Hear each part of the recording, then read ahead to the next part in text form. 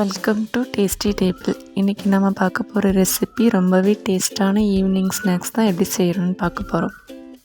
அதுக்கு ஒரு பாத்திரத்தில் 2 ஸ்பூன் எண்ணெய் சேர்த்துக்கோங்க. 1/2 ஸ்பூன் சோம்பு சேர்த்துக்கோங்க. சோம்பு நல்லா பொரிஞ்சதுக்கப்புறம் குட்டி குட்டியாக கட் பண்ணி வச்ச 2 பல்லாரி சேர்த்துக்கோங்க. சேர்த்துட்டு நல்லா ஒரு 3 நிமிஷம் வதக்கி விடுங்க.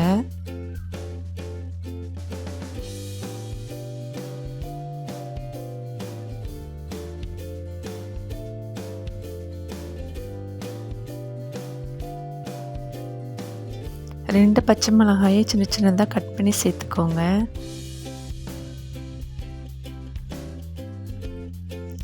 ரெண்டு கேரட் துருவி சேர்த்துக்கோங்க. சேர்த்துட்டு ஒரு 2 நிமிஷம் நல்லா வதக்கி விடுங்க.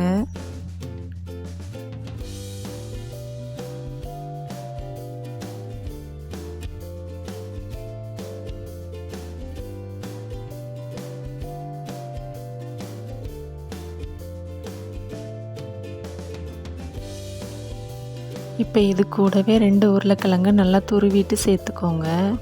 இதையும் ஒரு 3 நிமிஷம் நல்லா வதக்கிக்கோங்க.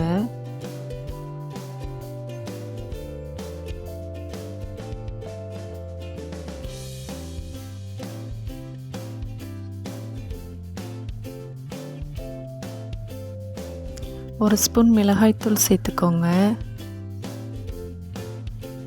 1/2 ஸ்பூன் கரம் மசாலா சேர்த்துக்கோங்க. தேவையான அளவு உப்பு சேர்த்துக்கோங்க. சேர்த்துட்டு நல்லா கலந்து விட்டுக்கோங்க.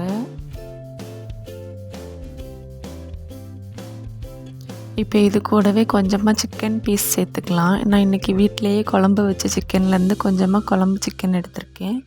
உங்களுக்கு விருப்பம்னா நீங்கள் சிக்கன் பொரிச்சிட்டு சேர்த்துக்கோங்க.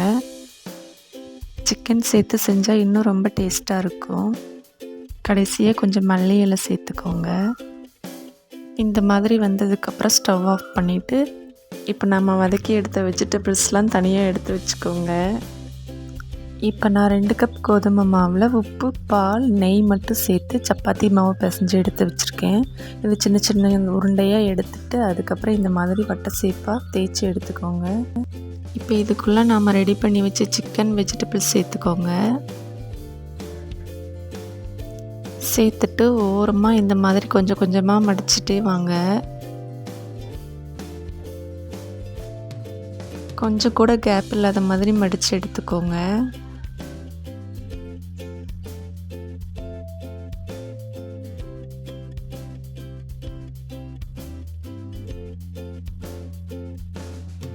இப்போ ஃபுல்லாக கவர் பண்ணியாச்சு. இந்த மாதிரி ரெடி பண்ணி வச்சுக்கோங்க.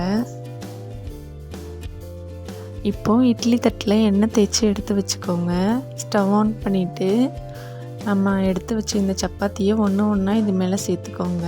சேர்த்துட்டு ஒரு 10 நிமிஷம் மூடி போட்டு மூடி வச்சு வேக வைங்க.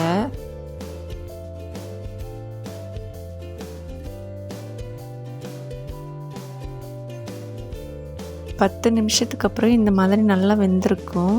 இதை ஒரு 5 நிமிஷம் ஆற விட்டுட்டு அதுக்கப்புறமா வேறு ஒரு பாத்திரத்தில் எண்ணெய் சேர்த்துக்கோங்க. எண்ணெய் நல்லா சூடானதுக்கப்புறம் நம்ம ரெடி பண்ணி வச்ச சப்பாத்தியை ஒன்று ஒன்றா சேர்த்துக்கோங்க. ஒவ்வொரு பக்கமும் 1 நிமிஷம் இல்லை 2 நிமிஷம் வெந்தால் போதும். கறியிடாமல் எடுத்து வச்சுக்கோங்க. இப்போ 2 பக்கமும் வெந்து நல்லா ரெடியாகிடுச்சு. எண்ணெயை வடிகட்டிட்டு அப்படியே எடுத்து வச்சுக்கோங்க. இப்போ நம்ம ரெடி பண்ணி வச்ச எல்லாத்தையும் இந்த மாதிரியே பொரிச்சு எடுத்துக்கலாம்.